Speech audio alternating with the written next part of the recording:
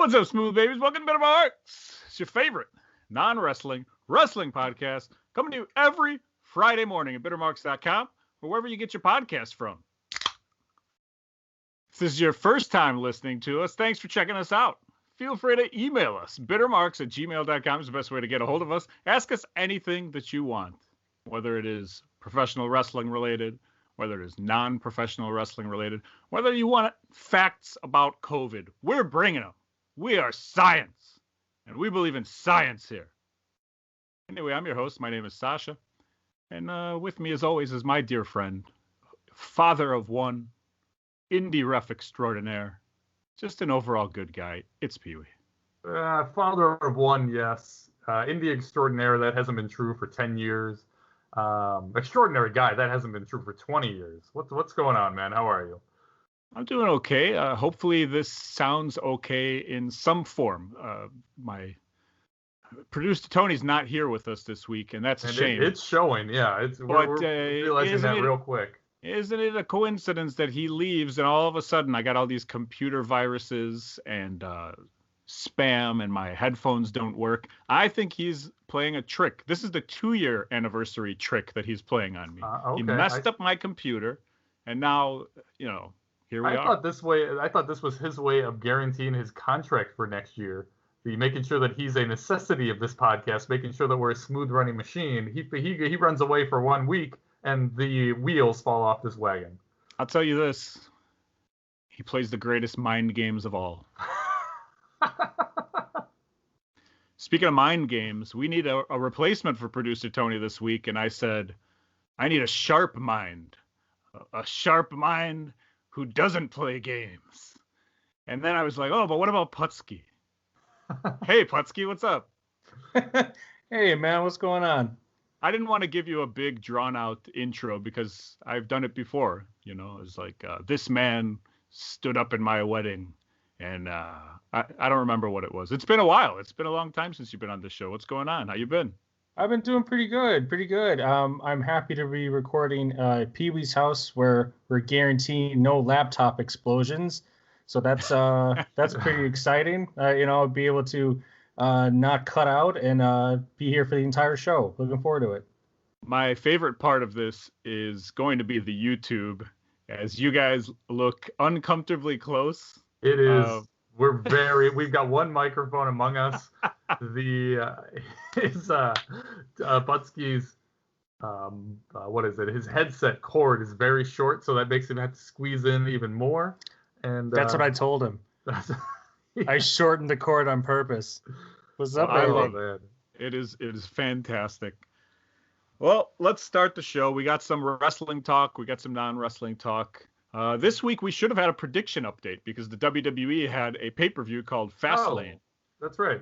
I knew that there was a pay-per-view. I did not even consider predictions. Why didn't we do that? Tony's on vacation. Oh, no Tony. You went on vacation. Yeah. I did not watch Fastlane. This is the first WWE pay-per-view that I haven't watched in probably 5 years or whatever since I started watching wrestling again. Now, why didn't you watch? Did you not watch because of you just weren't interested, or because you are? I heard that some people had an issue with the pay-per-view not being on the network now because of the switch to Peacock. Some people had to watch it on Peacock. Some people could still watch it on the network. Were you susceptible to that? I don't know. I didn't even give it a shot. There you go. Okay, I like that. My mentality was, oh, it's on Peacock. I'm not even going to try because I'm not going to sign up for it right now. I believe I was still able to watch it on the WWE network if I wanted to. Sure, but you don't know. But I was also recording and editing our other podcast and a video that I wanted to put up on YouTube, which took up so much time. So much of my. It was nicely edited. I know we're not going to plug it here, but check out flipsandbumps.com for all your flipping needs. Sasha did put together a very nice edited, like 17-minute YouTube video of him going around picking up random stuff from Goodwill's. Good God. Yeah. Wow. Yeah, it was, and all the editing that you will see on it, that's all me. And once you see it, you're going to be like, that checks out. Yeah. Of course, that's Sasha, right? Yeah. He's never edited anything in his life. I would bet money that he can't spell edit. I don't know when to stop the word edited right? I say it like 4 more times afterwards, edited. I do that every single time. It's like trying to pronounce the major wrestling figure podcast in order without stumbling upon it. Nailed it. But that's, yet another reason why I don't like teachers. They wouldn't help me learn how to read. Vendetta against teachers is rivaling Tony's vendetta against Steve Blackman. All right. They announced there's going to be a couple WrestleMania hosts this year. Did you guys hear who the WrestleMania hosts are? No. What do you got? No, sir. Well, our dear friend of the pod, not true at all, Billy Kay. But, someone Billy Kay, really? Well, no, that's who we wanted to. Oh, okay. She was trending on Twitter because people were so upset that she was not hosting. Yeah, that would have been great. Not going to have a match. She would be perfect for that position. That's a great role. Yeah, absolutely. But she was trending on Twitter because the actual WrestleMania hosts are Hulk Hogan and that works. Okay. Titus O'Neil. Hulk Hogan and Titus O'Neil. Really? Everyone's been talking about him. Is that no? Yes. Whatever you're going to say. Yeah. Is, right. Yes. Okay. Say it now. Not say it now. Just so I know that we're on the same page. No, I think we have to be on the same page. It's just to make the. I mean, nothing against Titus. It's just not his. That's not a spot he should be in, right? Like he's not. He's professional, but he's not like super energetic and like full of charisma host wise.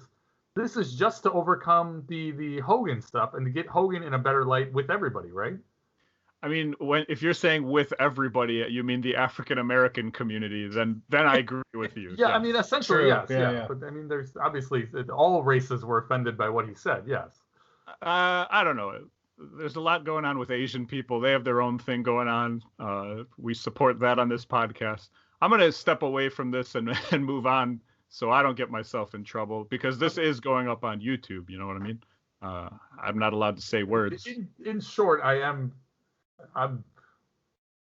not happy that it's Hogan and Titus. I'm literally not happy that it's Titus. Not to say he shouldn't have it. The other way. I don't need Hogan. Yeah, and I agree. Yeah, I would much rather him. once you put Billy Kay in my mind, I'm like, yes, it should only be Billy Kay. That's the only answer there. Or Billy Kay and Titus would have been fine too. Like I have no problem with Titus. He's good at that kind of stuff. Have you ever seen like when he does the commercials for like I don't know if it was Make-A-Wish or whatever other foundations that he does. No. I mean, he's excellent at presenting stuff, and I think him with the like hilariousness of Billy Kay. I mean that's great for you. Hulk Hogan doesn't need to be. I agree with you. My only experience with Titus outside of the ring. This is why I'm judging him so harshly. The ring. He's not very coordinated, is he? No, the whole running and stopping is tough. The mall right by your house, Puttski, has when you walk in there's like a bunch of posters that are like promoting like mother and daughter relationships and father and son relationships and father and daughter relationships, blah, blah, blah. And it's a bunch of pictures of fathers and sons and blah, blah, relationships. Blah. One of the posters is Titus and his kid. This is the only outside experience that I have with Titus as far as him being eligible to host WrestleMania. So I thought him being on a poster, and you weren't impressed with the poster. It didn't. It was a poster. No, it meant nothing to me, right? Was it a life-size poster? It was huge. It was bigger than life-size. He's larger than life. It's on like the window when you walk into the mall, like on the door window. It's huge. I'll take a picture next time I'm there. Please do. I would love to see that. Let's move on to some nuggets that I learned this week. One, we have to send a shout out to our dear friend Hattori Hanzo. I don't know if you guys saw this. Puttski, did you see what Hattori Hanzo did this week? I did not know. He visited the grave of Eddie Guerrero I believe in Arizona. I did see this. Had to be Arizona, right? I did see this. Yes. I think so. And he took a picture of the grave with a championship belt on it, which I was wondering if that was Hattori Hanzo's championship belt. It doesn't seem to me like something that he would own. Like I figured he would own like a Stampede wrestling belt or something like that. But also the Producer Tony t-shirt right next to the grave, which was fantastic. Fitting tribute. I thought that was fantastic. Absolutely. Nice. The other interesting thing that happened was my wife, Megan, decides to tell me, just out of the blue, she's like, hey, where'd you get your theme song made? And I was like, what are you talking about? Oh, boy. And she's like, your theme song. I like your guys' theme song to the show. Where'd you guys get that done? Like, did you pay somebody? Is that a punk band you know? I was like, that's me. And she's like, what do you mean? And I'm like, I played the guitar and then I sang the words bitter marks. And she was shocked. She was shocked, and I was happy that she said she liked it without, you don't want her to be like, this is bullshit. Is she starting to put more production effort into her and Primetime's podcast, where she's starting to scout out sources to get her own theme song? I don't know. I don't know what's going on or why she would ever even hear the theme song. That was my next question: is does she listen? I think she listened to one episode, probably. Oh, it was the 100th episode, because she wanted to make sure that I didn't make no. She wanted to make sure that I didn't make her sound stupid. Okay. Because she recorded 3 thank yous for us, and I wanted to make sure to play all of them so you guys get to see what I live with on a daily basis. Just a glimpse. I'm guessing both of you guys knew that was me singing and playing guitar. Yeah, most definitely. And thank you. It's great. I love it. Absolutely. Yeah, thank you for not telling me your opinion on it, but at least understanding that it was me. I appreciate that. Of course. I got questions. We're bringing something back right here, fellas. It's been a while. Who's to follow? It's time for a little who to follow. Really? No. It's time for oh, you didn't know. Oh, okay. All right. Fantastic. I'll take this over who to follow any day. I got a oh, you didn't know for you guys. This one comes to us from the move, the piledriver. Do either one of you guys know or want to guess where the name of the move piledriver came from? And if you know, don't guess it. I don't know. That's literally a word I've just never thought about. I always just equate it to a piledriver, Jerry Lawler. That's all I got. You got anything? I feel it's more construction in nature, to the idea of picking up something and dropping it in a matter. Yeah. I mean, it's using just the logic behind it, but I can't really. That's pure did you say guess. Constructive, like construction. Construction makes sense. Yeah. Like they're literally driving a pile. Yeah, I gotcha. Okay, what is it? Explain to us how Puttski's exactly right. Piledriver is named after a piece of construction equipment. Yeah, there you go. That drives countless massive impacts on the top of a large major foundation support, burying it into the ground. So it's like that makes sense. If you punch the ground repeatedly with a large piece of machinery. Think of old school like railroad stakes, and when they're driving those into the ground like at one after another. That's pile driving. That makes sense. Okay, yeah, I'm with you. And I found it interesting because I, like you, Peewee, never thought of it. If I would have been forced to guess, like you would have had to shoot me or whatever the outcome is, because I wouldn't have even had a guess. Your life can be taken away very quickly without you trying to guess. Try guessing more, please. I did find this interesting, though. Many claim to have invented the piledriver, including James Naismith, who you may know as the guy who invented basketball. Basketball? Yeah. Wow. But I don't think it's the same guy. I just think in like the late 1800s, there was only like 4 or 5 names available to the public. So there were probably like millions of James Naismiths walking around just inventing stuff. And the other one is Leonardo da Vinci, which, by the way, if anybody has that knowledge, that should be in a promo today, immediately. You know what I mean? Like, use the fact that Leonardo da Vinci may have created the piledriver, but I have perfected the piledriver. You know what I'm saying? Like, absolutely. That would be amazing. Do I just not know how far back wrestling goes? Or also, do I also not know when Leonardo da Vinci was alive? Listen, I had this whole thing with Picasso. Did not know that he was like he died like 10 years before I was born. That's a story for maybe next week. That's a good one. Good Lord. That's a really good story, actually. And it involves me at a museum being an idiot. But anyway, yeah, so this goes back to like the 1400s, where people claim something of the sort of a piledriver was created. And then they think maybe in like the mid 1800s was when it like got the name and people started saying like, that's mine, dibs. Dr. James Naismith was like, I get the peach basketball thing and piledriver. I don't know, just thought it was interesting. Okay, yeah, agreed. Yeah, it definitely is. Let's see what else we got here. Puttski, you brought a question to us. I asked you what you want to talk about this week, and all of a sudden, Adobe Flash Player is updating on my computer here. Are you still recording? Potentially, yeah. All right. But Puttski, you brought up a question that you were interested in the process of indie to pro wrestling. Like, what is the actual process that goes around it? How does that happen? Can you explain a little bit more about the question that we talked about? Yeah, I mean, there's something that strikes me as interesting in where we see it in sports from, like, you know, you have AA, AAA ball, you know, to minors into the bigs. But what does that mean as far as wrestling? We know from indies to just kind of the state of indies now, are people going to go through similar processes to get to the pros, you know, to get the eye of Vince or Tony Khan or whoever? How do you make it in indies, especially now with COVID, or even in the past? What makes you be that bright star to shine on Mondays and Friday nights? You know what I mean? No, I mean, I will definitely not have an answer as far as what it takes to get the opportunity to make that transition from the indies to Monday or Friday nights or wherever they're going.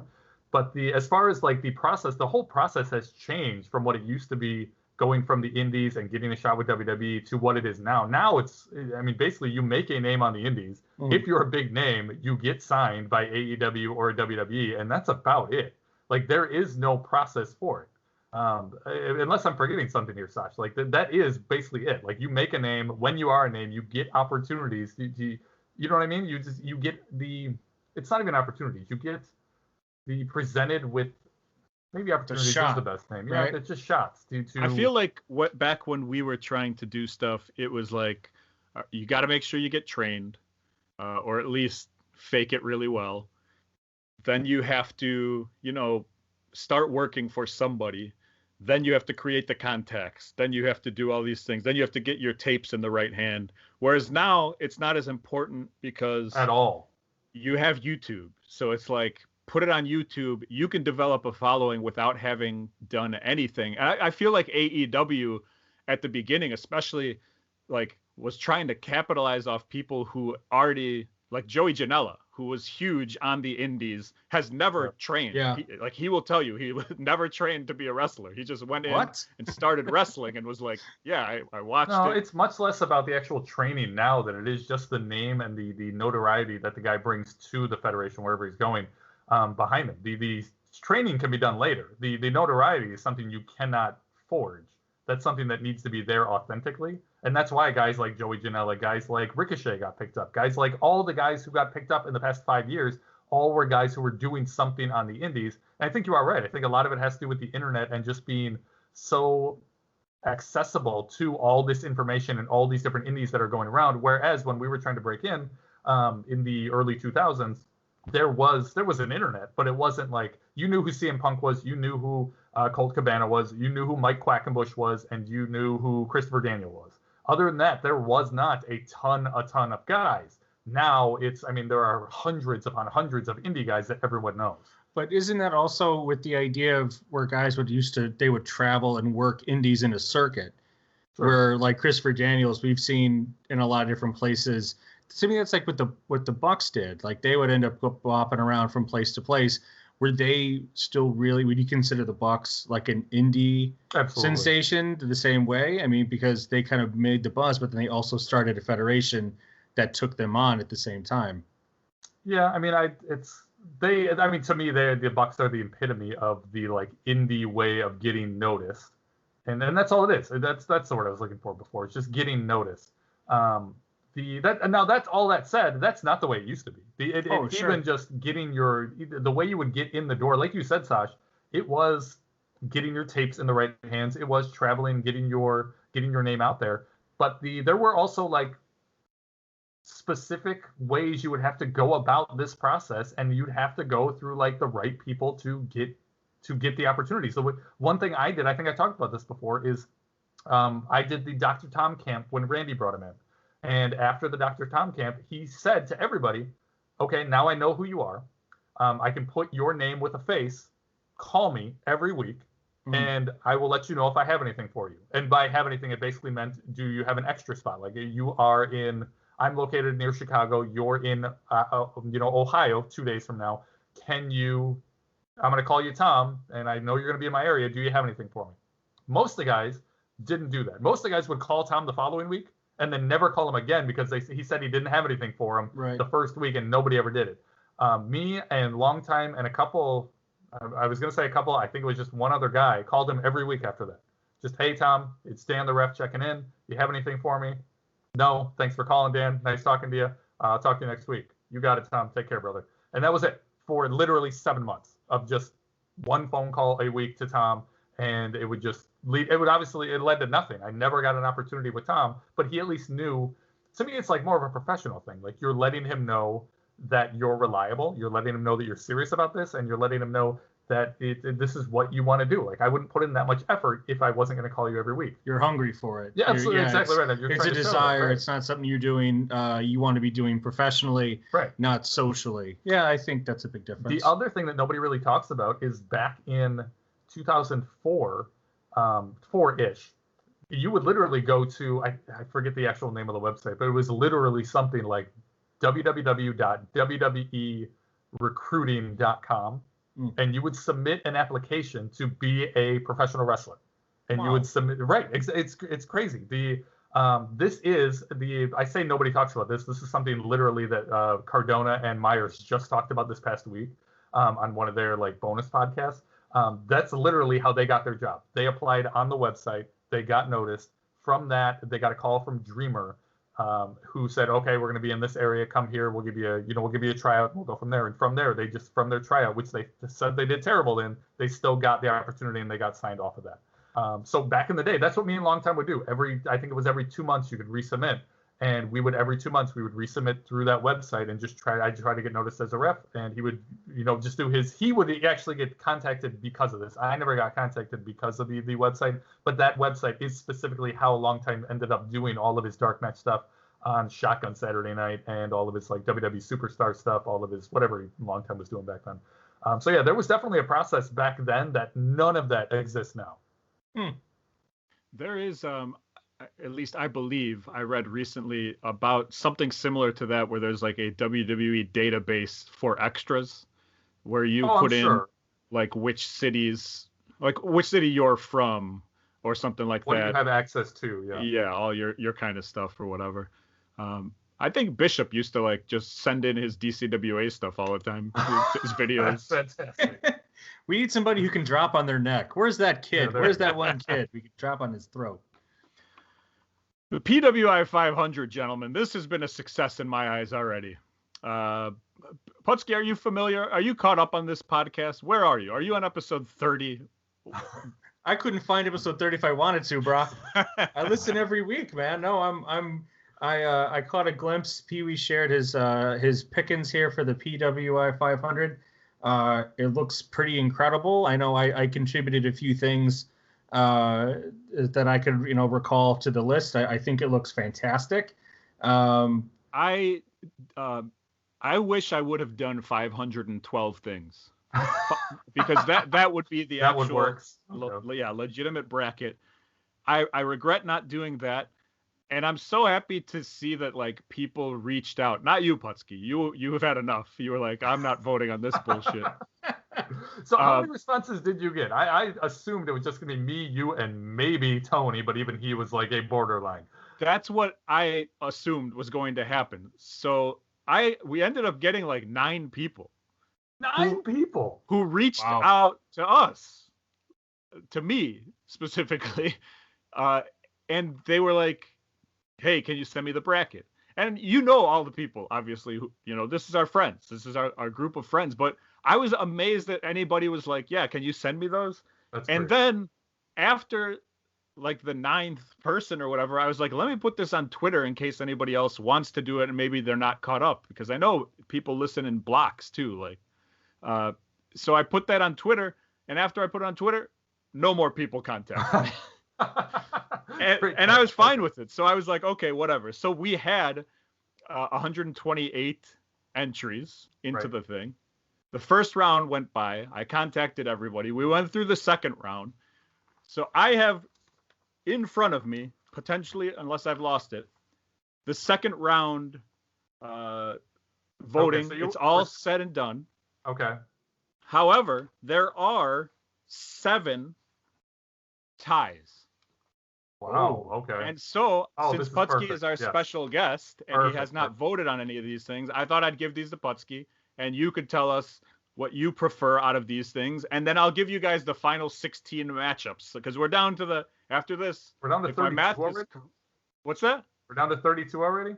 I think so. I think after this, there's 16 matches. So okay, 32 this is the way to do it. I thought we were going to go by these one by one through 128, which I thought we were going to be here all day. Going through 32 is going to be a lengthy one, but that's better than 128. All right. So I'm not even, we don't even have to talk about them. I just want to tell you guys the matchups so you can see where we're kind of boiling down to. And then if people want to get involved based on where it is, once again, reach out because I'm going to do another 2 rounds. Maybe 3. I'm going to try and get to the Elite 8 by next week's episode. Okay, so great. Whatever the math works out on that. But first, Puttski, you have to decide. And you cannot choose to be peaceful and not make a decision. You have to make choices here. Otherwise, I have to get Megan to do it. And no one wants that. She just figured out the theme song is me again. So we have John Cena's YouTube video, friend of the show, versus the Tupelo concession stand brawl. Now, this is, what brings you more This was a tie? joy. This is ridiculous. Ooh. I'm already pissed off. Ooh. The Tupelo, yes. Tupelo was fantastic. Listen, no one wants, you've already voted. All right, I don't want to sway Puttski one way or another. All right. Let our guest vote. I have to sit next to you and look at you, in your eyes so tenderly when I say John Cena. Yeah, there we go. There we go. Boo to that. Puttski did ask me about that the week after it aired. So that's not just him being afraid of my wrath if he went the other way. Tony's hatred of country music versus the Stump the Grump segment. Tony. Yeah, that's fair. Hands down. I think that's fair that that's a tie as well. Those are 2 decent things. Just because Tony's hatred of country music spurred a half-hour conversation of country music. It's pretty epic. Sweet cream / eggnog chug videos versus the Flips and Bumps spin-off podcast. Sweet cream, baby. Oh, wow, man. I was angry that it was a tie, and now I'm even more furious. Uh-oh. Santino does the show, or Dead or Alive. Oh. That's that's tough.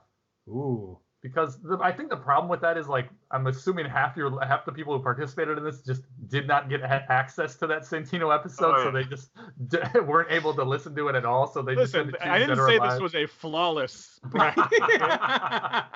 Sometimes Oral Roberts has to defeat Ohio State or whatever happened this year that was monstrous. I gotta say Dead or Alive. Okay, It's been there from day one, man. It's means that's too near and dear.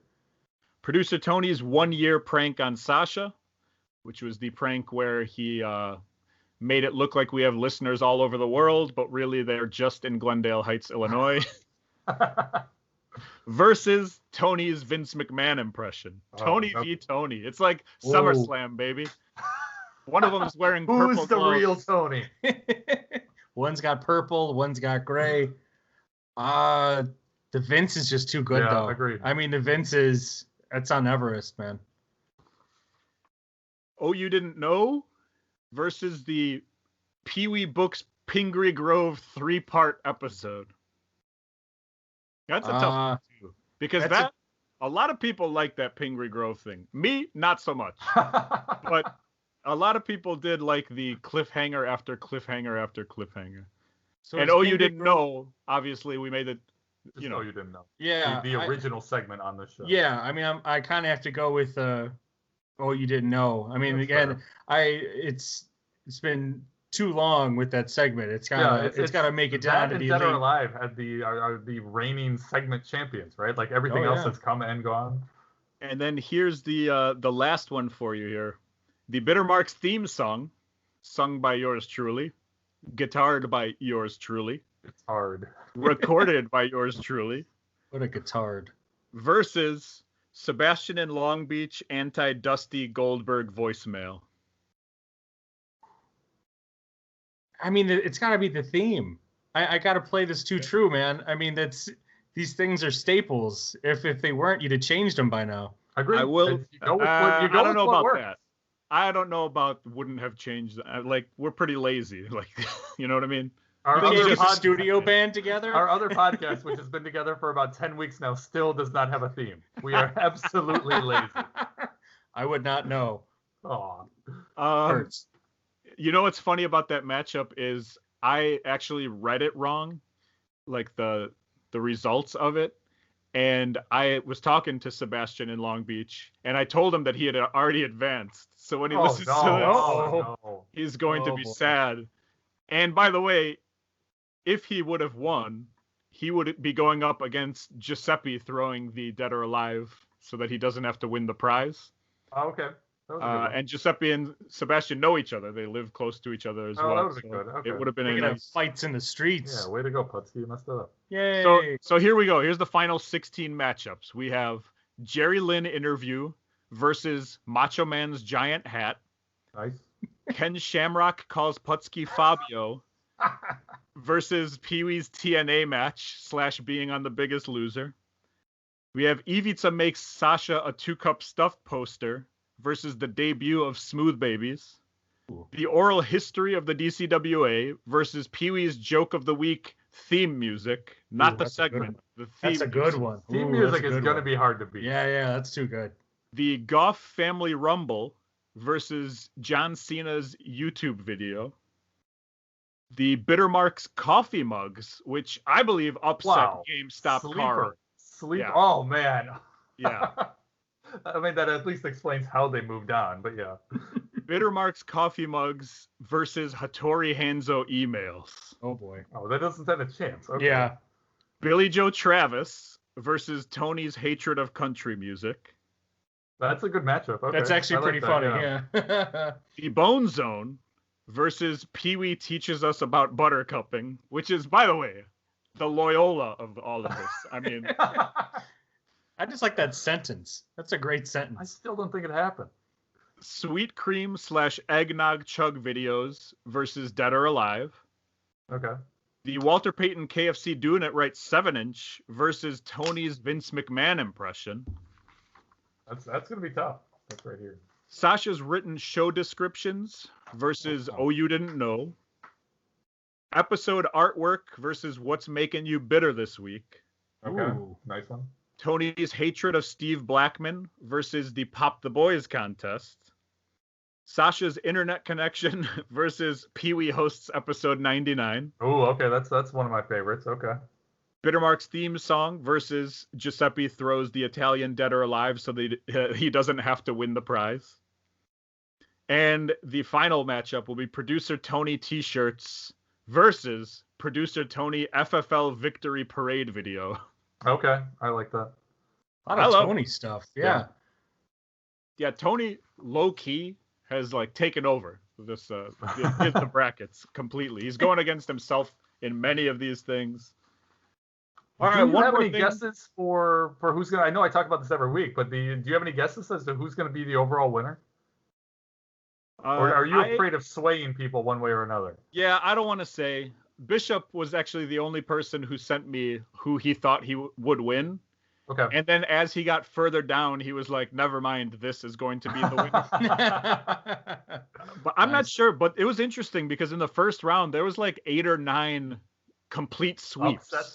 Sweeps. Wow. Sweeps. And then in the second round, like those same ones were almost split, like.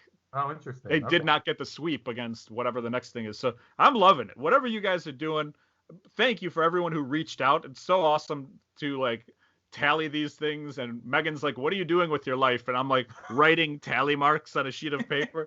I got 12 sheets of paper over here. It's just tally marks. It's ridiculous. And guys, if you didn't participate in the making a bracket and filling out the winners for the round 1 and round 2, that does not mean you cannot participate in round 3 and beyond. Like Puttski, you didn't fill anything out. I would love it if you would jump in there for round 3 and beyond, just to get more participation throughout there. I just want to make sure it's well known that you can jump into this thing at any point. It just helps us out even better. Yeah, Utah, get to it.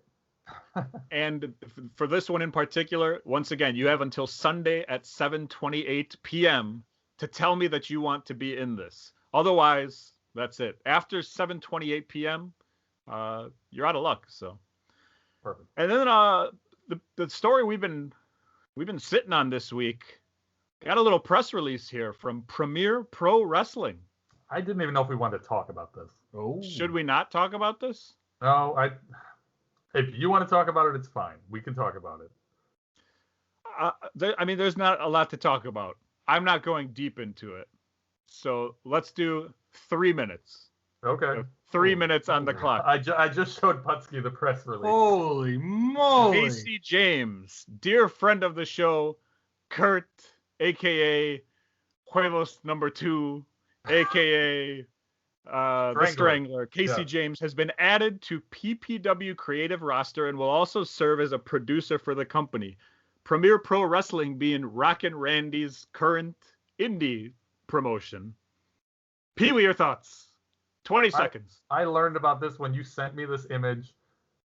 4 days ago. I still don't know what to think about this. At first we didn't know what it was. We still really don't know what it is. We didn't know if he was going to be like an active roster, an active member of the roster. If he was going to be wrestling, if he was just going to. It says creative member of the roster, producer for the company. At first, I just thought this meant that he was going to be located in Louisiana, wherever he is, Louisville, wherever he's at, over the phone, and like after every show, Randy would just like call him, get his thoughts, or before a show, he'd put Kurt on like speaker or something. But then you brought something to my attention that was even more interesting. Randy has a podcast, and Kurt was a member of this podcast this past week, correct? Yeah, and what they did was they're doing this podcast on Patreon, which I believe they do all.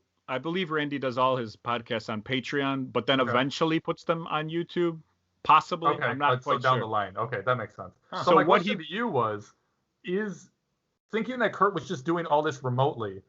My main question was, okay, is this podcast done in person or is it done over the phone? My assumption was it was over the phone. You told me, Sash, that wasn't the case. That according to you, it's at least. Did they confirm they were in person, or it just sounded like they were in person? It sounded like it, and I want to say Randy said like sitting here next to me or whatever. Gotcha. You can tell when somebody's sitting there right next to him versus not. So I definitely take your word for it. But the fact that Kurt is local and doing this locally is mind-blowing to me. Yeah, to me, it was definitely out of the blue and crazy. And I don't even want to like, I just want to sit back and see what happens, I guess. What happens. Agreed. They put out a 6-minute teaser video on YouTube. And I don't know. Kurt joining the creative team? No. The podcast, 6 minutes of Randy and Kurt talking. And every time Kurt would get to a point, he'd be like, and that's when I worked Jack Swagger when he just came in, and Randy was like, "Save it for the Patreon." Like, fantastic! Nice. It was a teaser. That's all it was. It was good stuff, though. I do have a theory, though. Do you want to hear my theory? I would love your thoughts. Please. A while back, someone reached out, and his name was our dear friend Suave, and Suave reached out to, I believe, a Rockin' Randy. Right. To get the phone number of a Kurt, a Rockin' Randy who knows when the last time he talked to Kurt was. Maybe this shook the leaves. Sure, honestly, I had the same thought. Which is fine. If something good came of Suave reaching out to Randy, that's fine. I'm more than okay with that. Up until then, nothing good had happened because of that. Whatever. It's just interesting stuff, and I did speak to some people who are like, if he's local, let's go right now. Like, we'll just go watch him talk. Yes. She doesn't have from to a wrestle. window, creepily outside where they Right. record. Nice. All right, well, fellas, it's that time of the month. You know what time it is, fellas. Get those Tampax ready. Am I allowed to say Tampax live on YouTube, or are we gonna get another mark against us? YouTube.com. Bunch of jerks. Or the YouTube app. However you like to watch your videos. Fellas, it's time for a little. I was wondering how we were filling time this week. Fantastic. Let's do it. Now, you guys know the rules. I mean, everybody knows the rules by now. But here's the thing. This year, we started bringing in a third person. And we only have 2 people. Oh, interesting. And so I think I'm going to hit the old dial-a button and see who I can get on the Skype video. You guys ready? Don't look at the video. Oh, yeah. Don't look, Peewee. I know you're looking. I don't know what do you want me to do? Where do you want me to look? Where else do you want me to look? Let me see here. Let's see how riveting this is.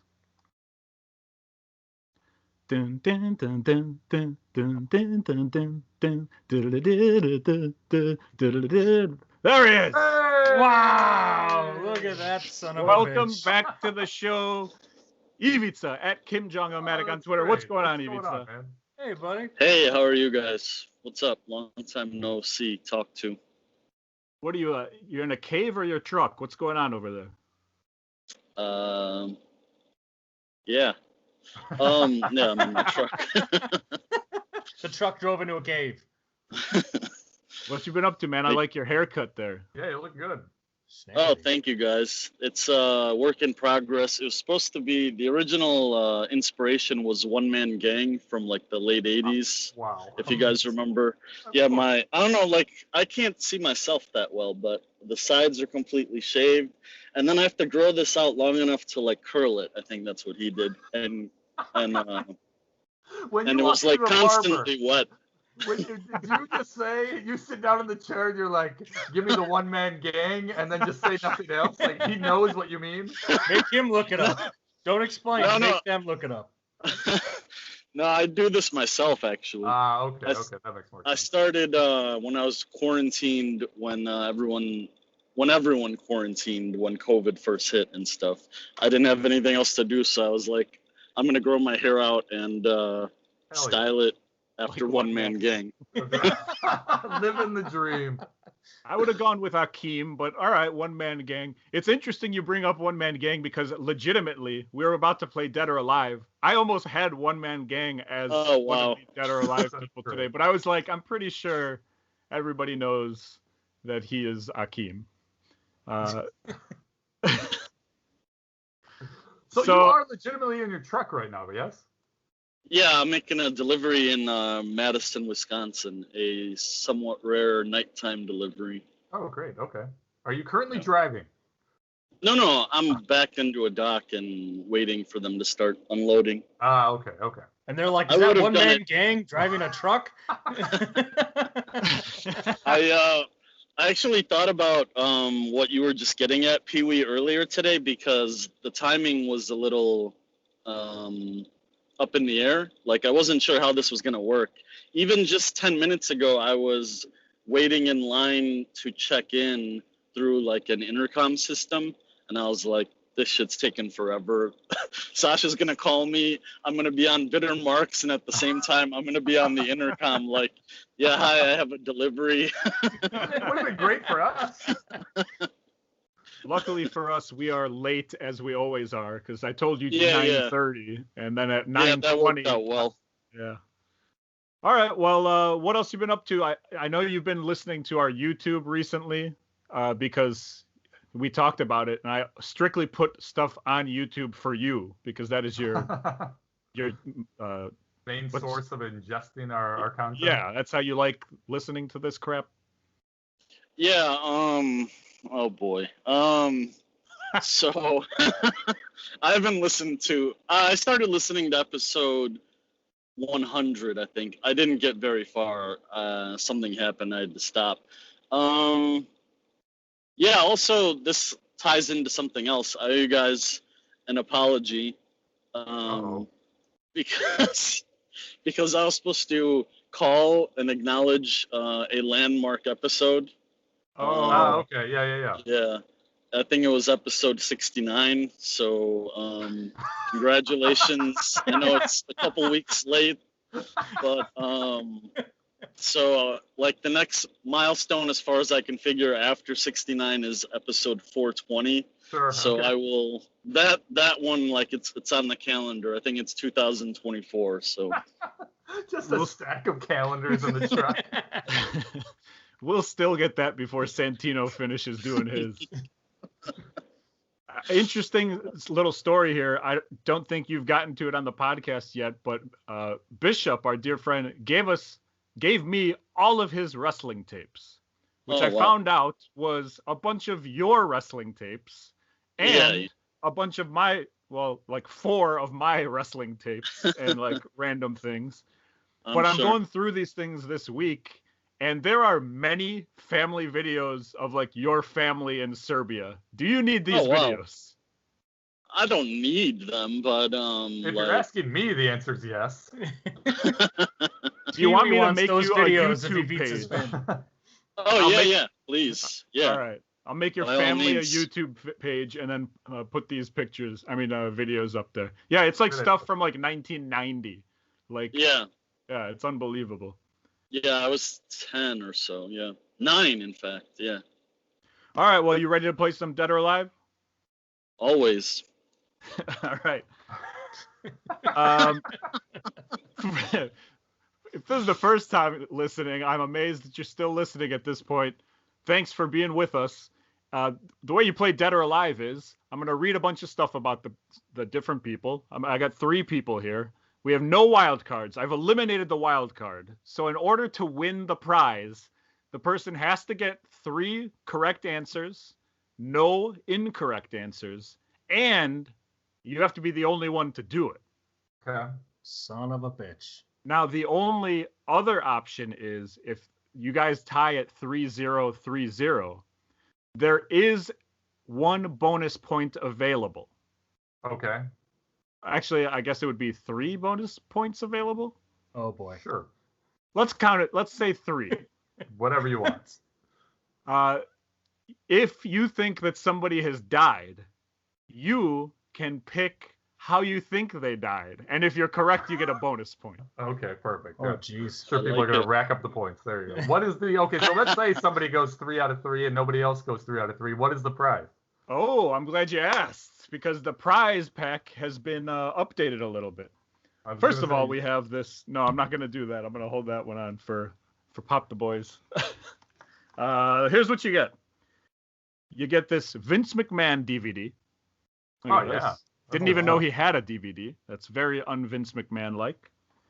You get this Michael P.S. Hayes Remco figure. Ooh, okay. Found at Goodwill. Still has the sticker on the back, 99 cents. And you get this Nashville, Tennessee, Athens of the South VHS. Guys, this was made in 1986.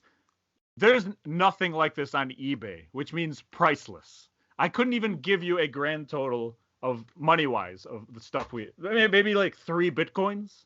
Is it 3 Bitcoins? I don't know how that stuff works. All right, let's start things off. Hands off your computers, hands off your telephone, Peewee. I don't want to hear any clicking. Mind your business. All right. Thank you. Thank you for that. First up, we have The Rock. Don Morocco. Alive. Oh. Don Morocco. Born September 10th, 1949 in Hawaii, which makes him 71 if he's still alive.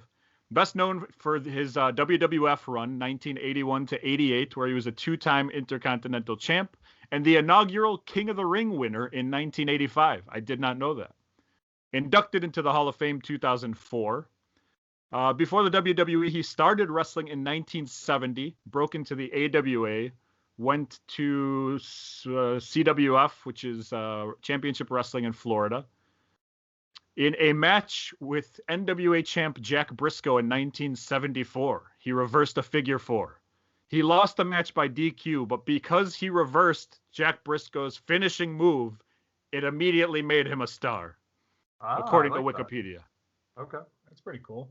Spent a lot of time in Texas, Georgia, California. In 1979, he worked under a mask as the Magnificent M. Everybody knew it was him, but when he took the mask off, he had a shaved head, and people went nuts because they were expecting a head of hair. Oh, that's great. In 1980, he feuded with Barry Windham. He pile drove Barry Windham into the concrete floor. And then down the line, Windham ended up getting his revenge, in the process becoming like a credible wrestler in the eyes of the fans. Once again, according to Wikipedia. His last WWF match was with Greg the Hammer Valentine. After that, he worked for Stampede, AWA, All Japan, and the UWF. 1993, made an appearance at Slamboree 1993, a Legends reunion, which I now have on VHS, thanks to our dear friend Bishop. 92-93, he worked in ECW. He beat Jimmy Snuka for the ECW championships. This was when it was Eastern Championship Wrestling. Lost it, but then won it back against the Sandman, and then eventually lost it to Tito Santana. Retired in 1995 and returned to Hawaii, where he was the commissioner of the Hawaii Championship Wrestling Federation until 2006, and he also worked as a longshoreman. Great. So, I ask you guys, Don Morocco, dead or alive? Pee-wee, why don't you start it off? Okay.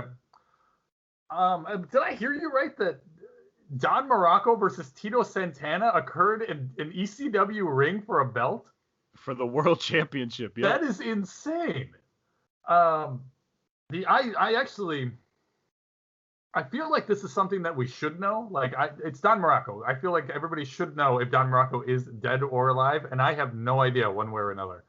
Because of that, and because of his size, and when he was big, I'm gonna go with dead. I think that's a safe bet here. Puttski, what do you got? Well, I guess when was he a longshoreman? He was a longshoreman after wrestling or during wrestling? After he retired, yeah. You got to be tough to be a longshoreman. Sure. Supposedly. I'm not going on any facts. I'm going to say alive. Okay, I like that. As opposed to a short shoreman. Right. Ivica, what do you got? Can you define longshoreman? Use it in a sentence. Over 5 inches. No, dead. They're all dead. Well, thank you for the episode of this title. They're all dead. Do either you or Pee-wee want to guess how he died? What was it? Longshoring? How did Don Morocco die? Boating accident. That's interesting. My guess was just a straight up OD. Wow. All right. Fucking grim. I'll go with pancreatic cancer. Smart. Don Morocco, alive and well, lives in Hawaii with his wife of 39 years or so. So Ivica and Pee-wee have been eliminated, but Puttski, you still got a chance at the prize pack, and you take the 1-0 lead. Oh baby. Pee-wee, I'm with you. There's a lot of guys who I go, oh man, I should really know this. I should know this. Yeah, absolutely. And but the other thing is, I feel like I should have gone alive, because it's one of those things, like, it's Don Morocco. If he did die, I would have heard about it, and I probably would have remembered. I feel like the guys that we don't know if are dead or alive are mostly alive, because one, they're not in the news, and then, you know what I mean? Two, if they die, we hear about them. Otherwise, we just never hear from them again. I would agree with you, but there were a couple people who are not on this list, but I'm just going to throw out a name. Sergeant Craig Pittman. I was very shocked to find out about Sergeant Craig Pittman, and we'll just leave it at that for another episode. Next up on this list, another guy who I feel is like Don Morocco. We're going to go with Paul Roma. Born April 29th, 1960. If he's alive, means he's 60 years old. Debuted in 1984 with the WWE. He was a part of a tag team called the Young Stallions with Jim Powers. Mr. T was actually supposed to be their manager, but it never materialized. They had success for a while and had big matches. They beat the Hart Foundation when they were tag champs, but it was a non-title match. There was all kinds of good things they did. But Vince never wanted to push them because they didn't get along with each other. In a shoot interview, Roma called Jim Powers difficult to work with. And eventually they went their separate ways and both became singles competitors. There was no storyline to break them up. There was no angle. They were just, that's it. After a year of being a singles wrestler in 1990, Power and Glory was formed. We all remember Power and Glory. Paul Roma and Hercules. They never won the titles either, but had a decent run or whatever. Eventually, Roma left the company, and Hercules would leave a couple months later. 1993 to 95, Roma was in WCW. He became part of the Four Horsemen. Paul Roma and Arn Anderson actually won the tag titles. Yeah. Paul Roma and Arn Anderson won the tag titles for a month before losing it to the Nasty Boys. Held it for a month before losing it to the Nasty Boys. WWE actually made a Four Horsemen video, like spotlighting the Four Horsemen, and Triple H questioned Roma's inclusion, referring to him as a job guy from the WWE, WWF. Roma responded by saying that Triple H got ahead by marrying Stephanie McMahon. After that, Paul Orndorff teamed with Paul Roma as Pretty Wonderful. I don't remember that. Do you remember that? What year was that? 93, end of the WCW run, 95, I want to say. No, nothing. They won the tag team titles, and but eventually, they would start wrestling a little bit in singles, and Roma found himself in the doghouse for complaining about having to job to Alex Wright, which we all have done. So they kept making him lose. Eventually, he had his last match against Brian Pillman, and then he was released as part of an effort to lower the talent budget in March of 1995. Did some other stuff after that, but nothing in the major leagues. Paul Roma, we're going to go with Ivica on this one. Dead or alive? His nickname, I didn't hear you say this. He was Pretty Paul Roma, right? That's why it was called Pretty Wonderful. Yeah, and Mr. Wonderful Paul Orndorff, yeah. Yeah, dead. They're all dead. Peewee, what do you got? Paul Roma is the guy. First of all, I've never heard of Vince breaking up a tag team because they didn't get along.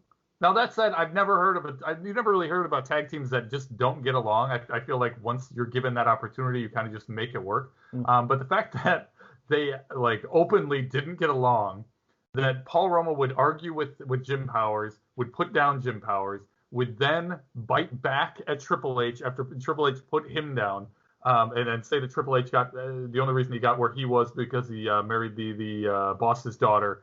And then Roma had a third thing, right?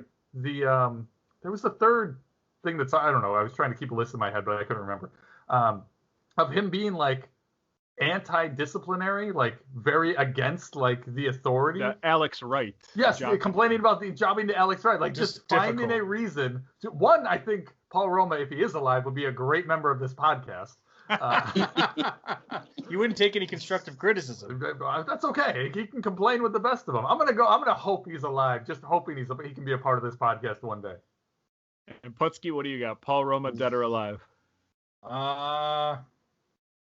No longshoremening from Paul Roma. Nothing on Wikipedia. I'm gonna say dead. Now, do you guys want to guess how Paul Roma died in your guys' predicaments? Complaining. You picked alive. I'm gonna guess he hung himself in a shower. All right, bring the podcast up. What you, Ivica? I like that one. Did he have an Italian gimmick? Was he Salvatore Sincere? No, that was Tom Brandy. Yes. I mean, his name is Roma, which is Italian. Yeah. Oh. So then I'm gonna go with assassinated by Vatican assassins. Now this is going to be awkward because that happened, but he's still alive. He survived. Botched assassination. Botched it, yeah.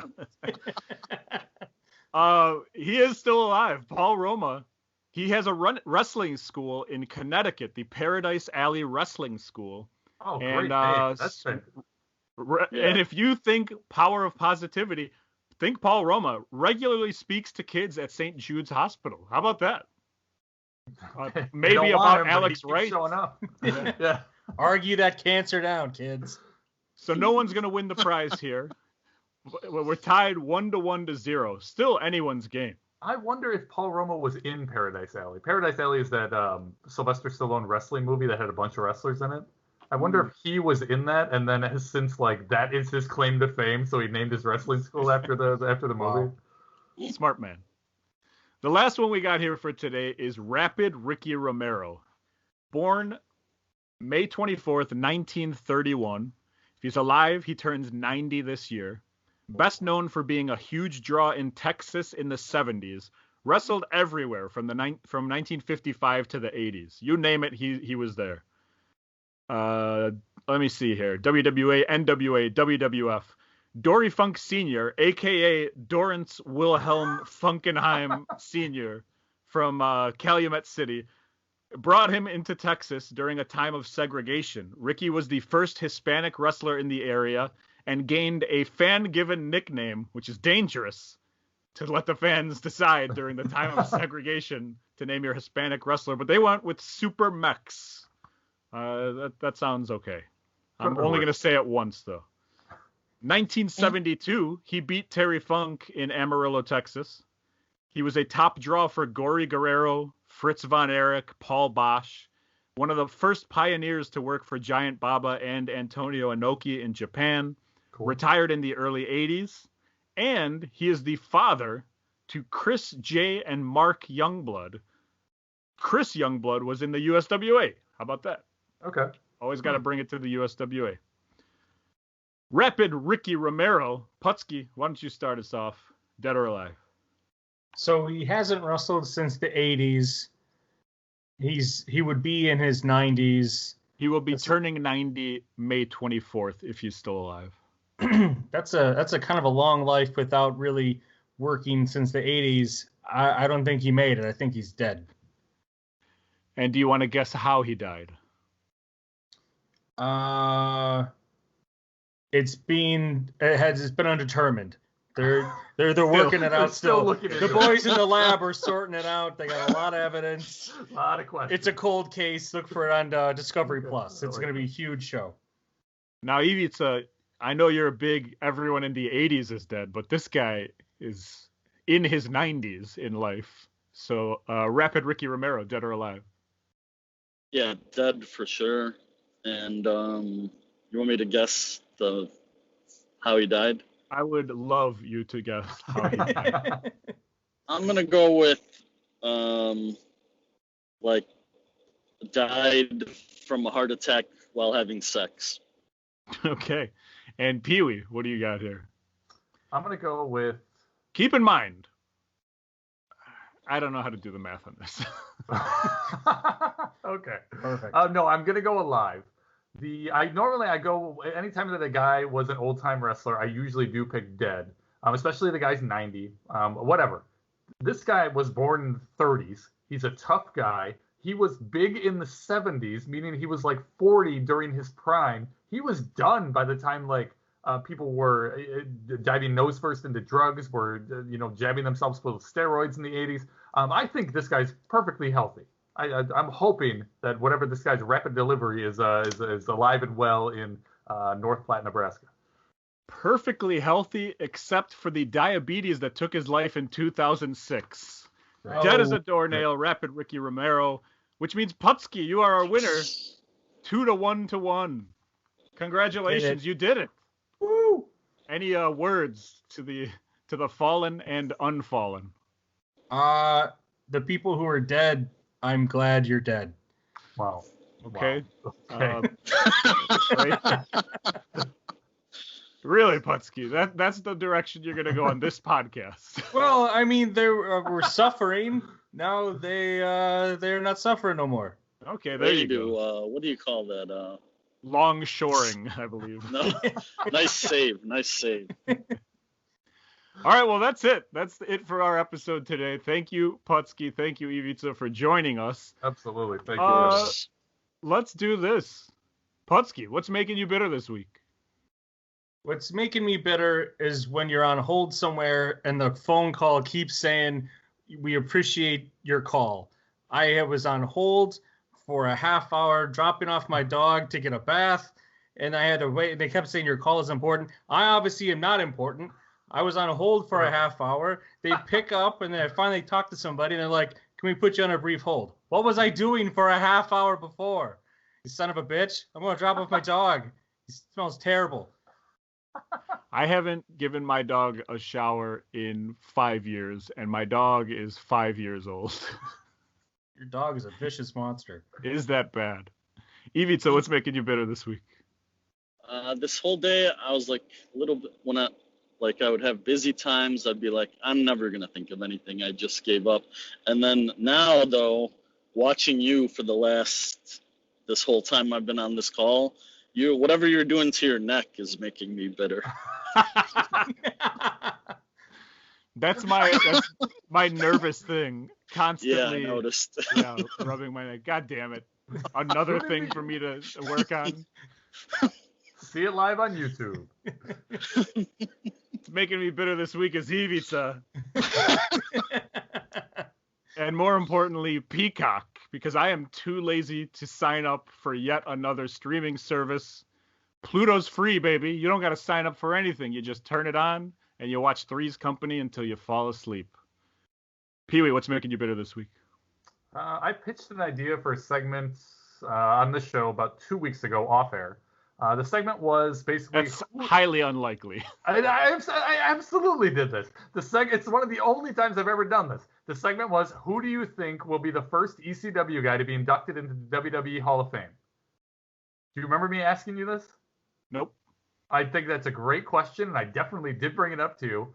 I got blown off. Obviously, Sasha had no interest in doing what I wanted to do. And then today they announced that RVD is going into the Hall of Fame, making my entire conversation a moot point. This is exactly what I get for trying to contribute to this show. Like us on Facebook, facebook.com/bittermarks. New episodes drop every Friday morning at bittermarks.com. Check us out on AOL, keyword bitter. Follow us on Twitter and Instagram at bittermarks. Email us, bittermarks@gmail.com. Last but not least, buy our shirts at prowrestlingtees.com/bittermarkscom. That's COM, as in what my hand looks like when I'm scratching my neck. Peewee, Puttski, Ivica.